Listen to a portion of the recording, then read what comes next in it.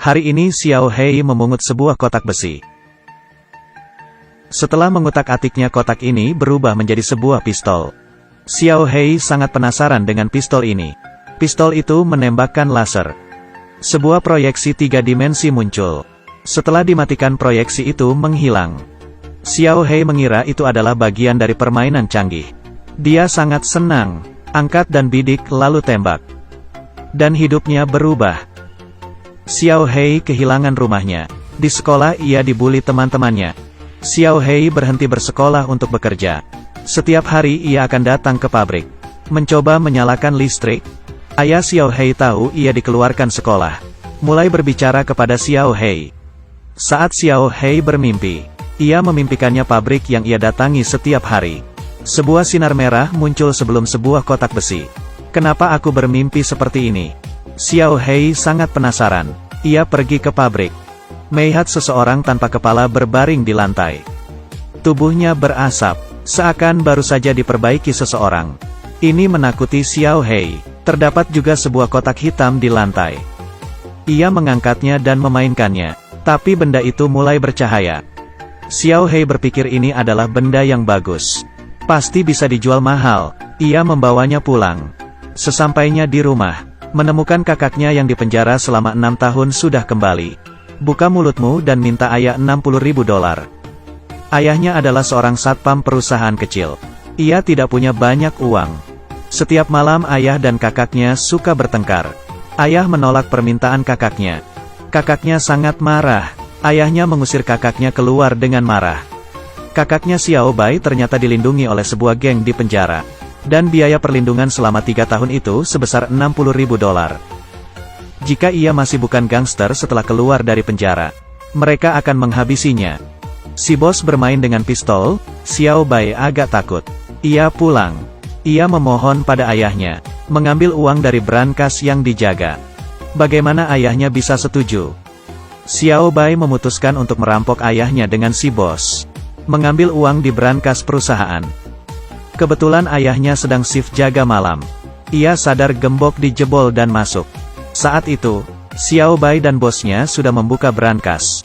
Ayahnya menyuruh mereka mengembalikan uangnya. Tapi si bos tidak peduli. Dan menembak ayah Xiao Bai. Melihat ini, Xiao Bai melawan bosnya. Membunuh adik si bos. Membawa uangnya kabur. Xiao Bai pulang dan berpikir si bos akan datang untuk balas dendam. Ia dan Xiao Hei kemudian keluar untuk jalan-jalan selama beberapa hari. Mereka berdua meninggalkan rumah. Xiao Hei juga membawa pistol misteriusnya. Mereka baru saja keluar pintu. Si bos datang dan menemukan mereka sudah pergi. Sangat marah dan merusak rumah Xiao Bai. Sementara itu, 2 orang berbaju hitam terjatuh ke pabrik yang sudah ditinggalkan. Mereka melempar sebuah kotak ajaib. Mengeluarkan sinar. Menunjukkan jejak Xiao Hei.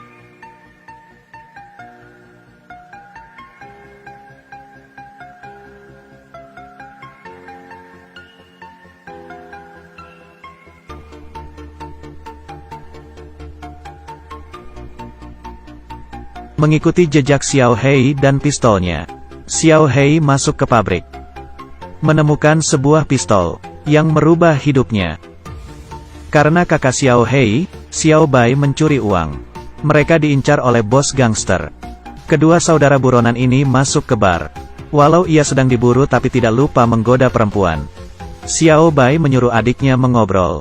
Seorang wanita cantik. Mereka menjadi kawan baik. Xiao Bai yang mabuk meminta si wanita cantik berdansa. Pengurus bar tidak senang, dan menyuruh anak buahnya memukuli Xiao Bai. Melihat kakaknya dihajar, adiknya mengeluarkan pistolnya. Semua berpikir itu adalah pistol mainan. Tidak peduli, Xiao Hei tegang. Tapi tiba-tiba terjadi sesuatu. Ia menembak, melepaskan kekuatan besar dari pistol itu. Memberi pelajaran bagi orang-orang di bar.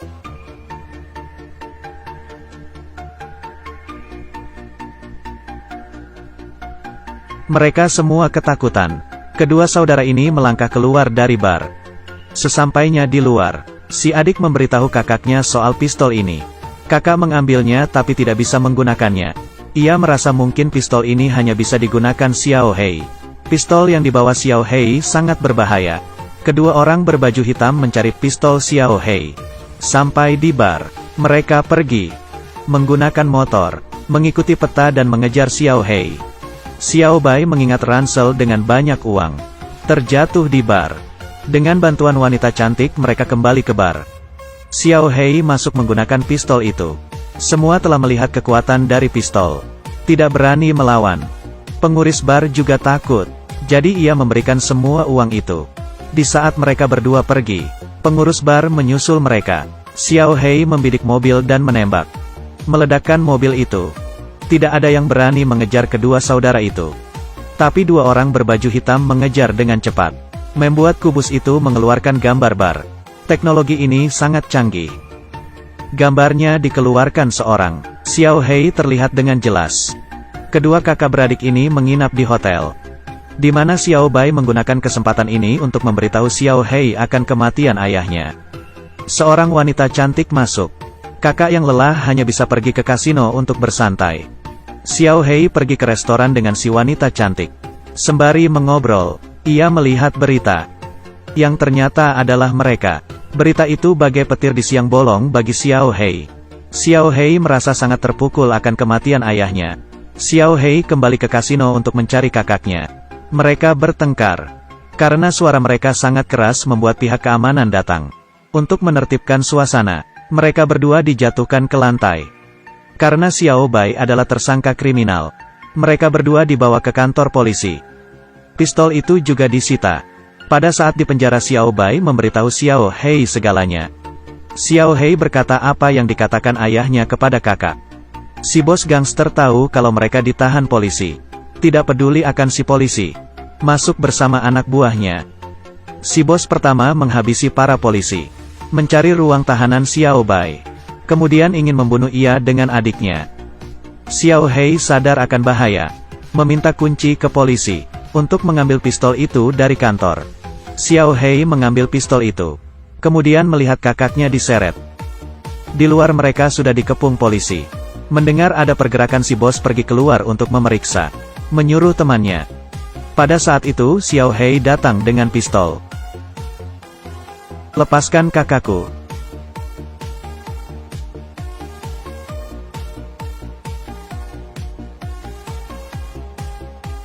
Ia berkata pada Xiao Hei.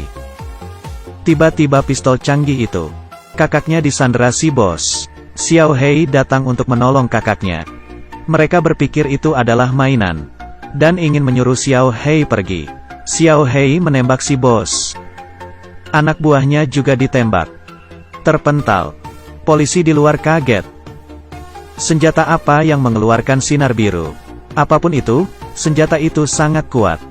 Mereka masih saing tembak. Xiao Hei memilih kekuatan terkuat pistol itu. Merusak dinding. Apa kamu tidak apa-apa?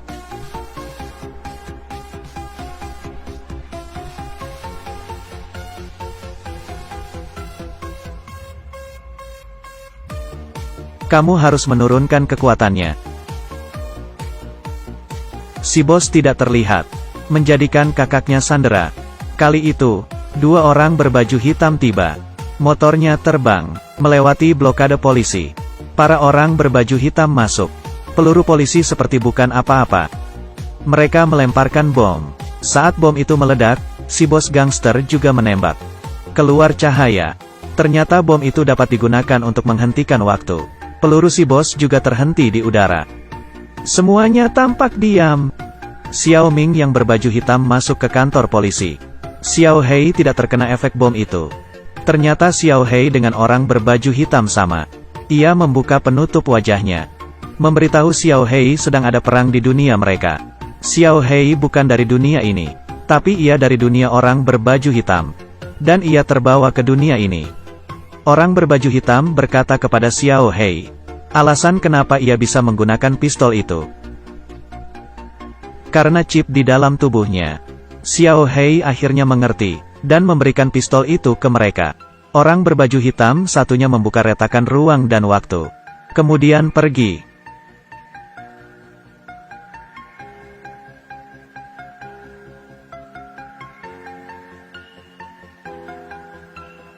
Cahaya silau keluar. Peluru mengarah ke muka si bos. Si bos gangster tersungkur. Kedua saudara itu ditahan polisi. Xiao Bai mengakui perbuatannya, mengucapkan perpisahan ke adiknya, tersenyum. Film selesai. Akhir dari film ini, tidak ada hubungan dengan teknologi alien. Tapi video ini, mengingatkanku pada kata ayahku.